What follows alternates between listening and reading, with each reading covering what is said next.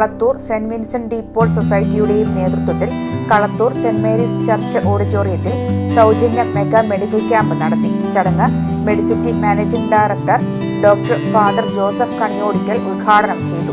Saint Mary's church വികാരി father Cyrus വേലംപറമ്പിൽ അധ്യക്ഷത വഹിച്ചു.